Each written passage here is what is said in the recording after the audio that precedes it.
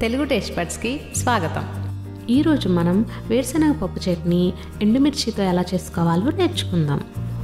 దానికి ఒక ప్యాన్ తీసుకొని కొంచెం ఆయిల్ యాడ్ చేసుకోవాలి. తర్వాత ఒక 5 కానీ 6 కానీ ఎండుమిర్చి యాడ్ చేసుకోండి.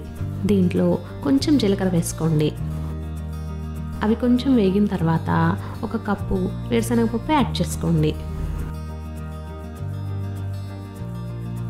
తర్వాత ఒక 2 కానీ 3 కానీ వెల్లుల్లి కట్ చేసుకొని వేసుకోండి. నెక్స్ట్ కొంచెం ధనియాలు కూడా వేసుకోండి.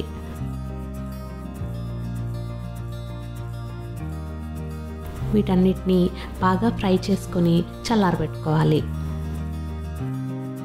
తర్వాత దీన్ని మిక్సీలోకి యాడ్ చేసుకోండి.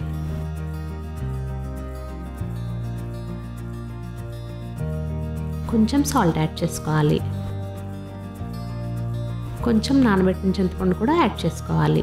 దీన్ని మిక్సీ మూత పెట్టుకొని మెత్తగా గ్రైండ్ చేసుకోవాలి.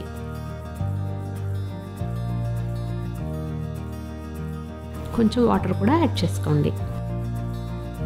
తర్వాత దీన్ని పోపు పెట్టుకుందాం.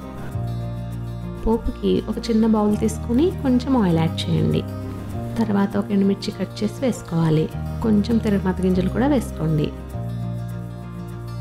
కొంచెం కరివేపాకు కూడా వేసుకోవాలి. ఇవన్నీ బాగా వేగిన తర్వాత చట్నీలో యాడ్ చేసుకోండి.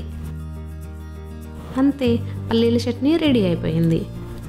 ఇది దోశలో కానీ ఇడ్లీలో కానీ చాలా టేస్టీగా ఉంటుంది.